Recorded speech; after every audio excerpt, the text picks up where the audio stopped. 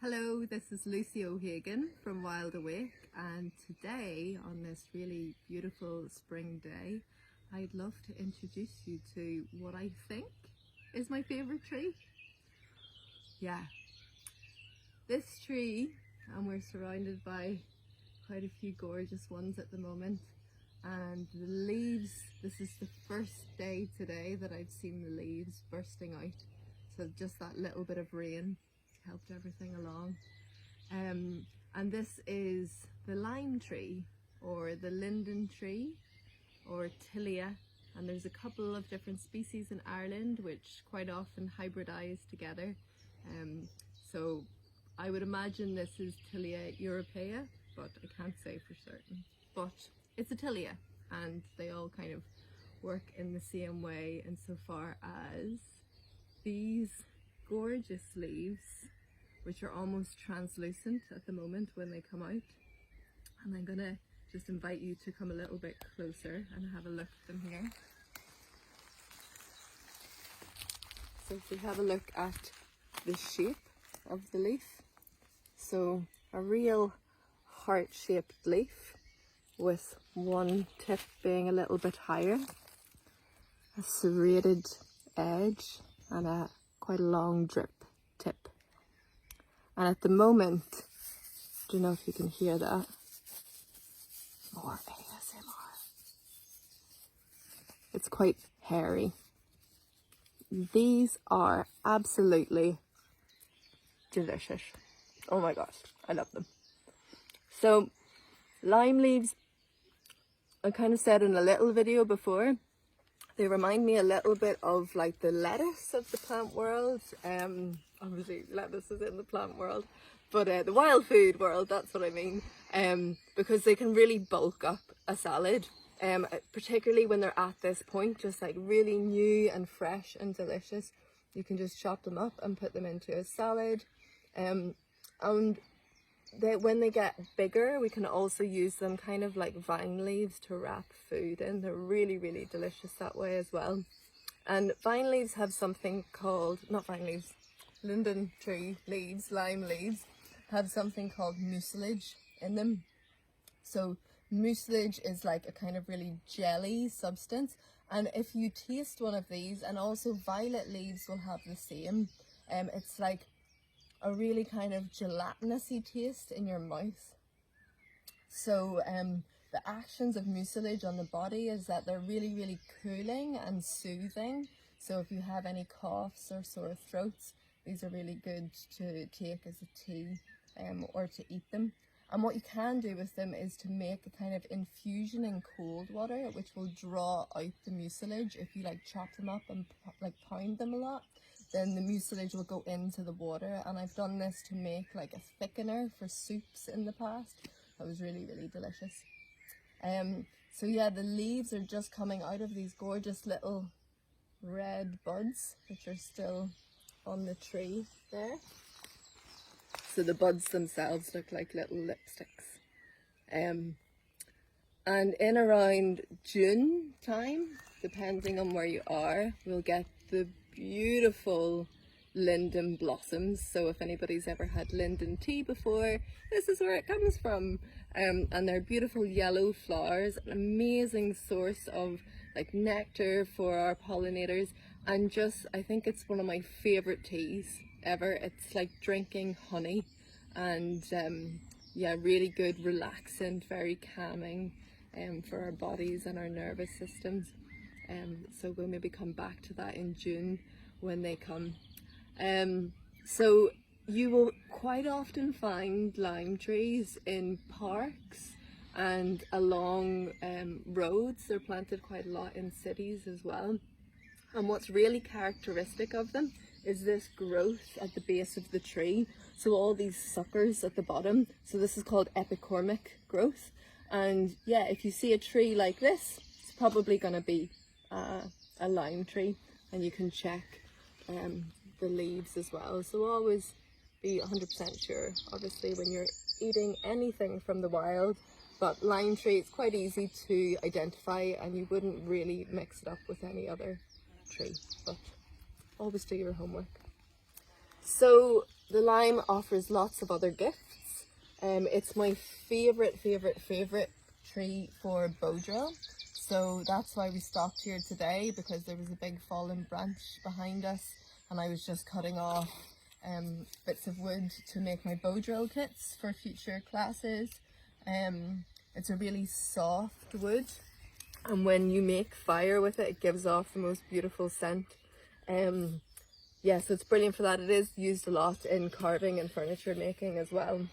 And another gift from the lime is also cordage. So the linden trees were actually used in the past to make the shipping ropes. I've got something in my eye. So it makes incredibly strong ropes because it has these long, strong fibres in it.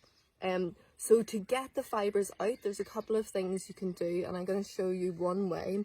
So the process of like industrially making rope from them would have been that like the cambium layer, so the layer underneath the bark of the tree, was put into water and essentially rotted. It's called retting. And that will like strengthen the fibres and make it like more durable as well. But what the tree will also do is, if there's a dead branch or like this fallen branch that we've found, the fibres will ret on the tree itself. So I usually take advantage of that whenever I'm looking for my cordage materials. So here is one that I haven't prepared earlier because I'm going to show you how to prepare it. So not all branches do this, you know, like there is fibres underneath, but some of them won't come off as easily and they might just break. But you can see here's the outer bark and underneath is where the cambium is, and these are the fibres. So, you know, you can see, yeah, like there are strings in there, it is fibrous, but personally I would go for one where I'm going to be able to get off more of the fibre to give me longer pieces of thread to work with. So this is one, and you can see this is a lot drier as well. Look at that, so beautiful, lovely and dry. So we're going to take off the outer bark.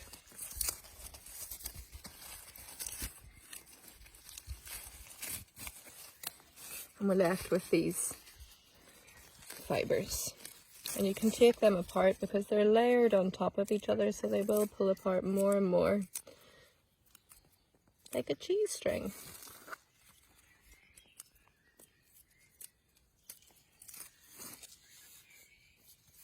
Okay, we're going to go with this one. So, cordage making. So there are loads of different plants that you can make cordage with, and essentially it's looking for that quality where there's long fibres in a plant. So I've done this with nettles, is a really popular one, and the inner barks of some trees like the lime or the willow or the sweet chestnut.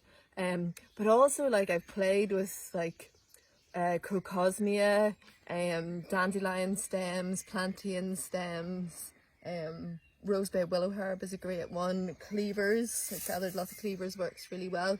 So it's something, again, like I've said in previous videos, it's all about playing with these materials and seeing what works. And yeah, like if you want to make a really durable material, you can look up and see what works really well, but just have fun with it. So we're going to make cordage. So I'm going to do quite a thick piece to start off so that you can see. So when we're making cordage, the important thing to do in the beginning is to stagger your materials. So holding the material with one end shorter than the other. And that means that when we come to adding in more pieces, we're not joining them at the same spot, because that would create two weak points at the exact same place. So it wouldn't be a very strong rope. There we go. Okay, so we've staggered our material, and you're going to have to get real close for this. So we're going to start by making a loop. So this thumb and finger is going to twist this direction, while this thumb and finger twists this direction. And when we do that, we end up with a kink. So when we twist it enough, it naturally wants to kink around itself. So we have an eye there. I am right-handed, so I'm going to hold this eye with my left hand. If you're left-handed, just switch it around. And I'm going to hold the two pieces out in front of myself. So we have a top and a bottom piece. So we're going to always twist away from ourselves. So the top piece, we're going to twist until there's a lot of tension built up just in that little piece of string. We twist it and bring it over the top, and we move the finger that's holding the eye, moves down to hold that twist in place. And now the one that was on the top is now on the bottom, and we have a new top. Again, twisting away from ourselves, bring it over the top and holding. And they've changed positions again. Twisting away, over the top, and hold in place. Away and over. Away and over. So you can see, I don't need to hold this anymore, because essentially the fibres have been twisted so much that they hold together. And that's kind of like the essence of cordage making, is that like there's enough tension in the rope that it holds together itself. So when you get a bit more confident at this, you can stretch out where you're twisting from. So that's quite a big one. Bring it over the top and hold it. You need like octopus hands for this. You don't actually. Twisting it away, bringing it over, and then you can just twist them around each other, and that way you do a few twists at once. But if you're just beginning, just doing one little twist over and holding, over and holding. And this is known as 2-ply cordage. So you can do 2-ply, 3-ply will be stronger and it will be much rounder. You can do 4-ply, it goes up and up and up, and you can make cordage and then twist it around itself again as well. So you can make this infinitely stronger. So yeah, you can just keep going with this. And actually I'll keep going because you want to know what to do whenever you need to add something in. And I can tell you a little bit more about the lime tree. So one thing I was actually reading, and you might notice this if you live in a city and you park your car underneath a linden tree, is that there's lots of sticky stuff in your car when you get into it. So lime trees really attract aphids, and ants come and farm the aphids because they produce this delicious honeydew. And if you find a tree that's covered in this dew, then you can eat it. But effectively, you're eating aphid poo. Okay, so I have reached a point where I have still got this long piece because I staggered it in the beginning, and I have this short piece. So I'm going to go back and take some more fibres. And it's good to get something that is the same width as what you were starting with, but also that it's, you know, you don't want like a big lump in the middle there, or maybe you do, I don't know. I don't want a big lump, so I'm gonna just stagger this piece to make it fit in nicely. So we have this piece on top, and I'm just gonna set that over the top of it and just twist it in as if it was one piece, and then continue as normal.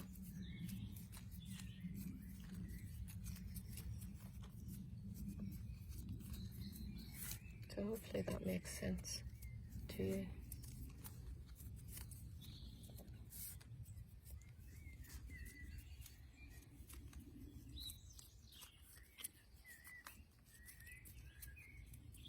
It's amazing when you watch videos of cordage making from around the world and you see these women making meters and meters of cordage just in minutes. Just amazing skill. Okay, pulling. It's strong stuff. Oh my god, I actually can't break it at all. Okay, it's pretty strong. That was really trying. So yeah, the gorgeous lime. I suppose one of the last things that I love about the lime is like its tenacity for growth. So yeah, like the lime tree will send up all these new suckers, and when old branches fall off, you know, it will effectively pollard itself, like it will let go of these things that it doesn't need anymore and then send out these new bursts of growth.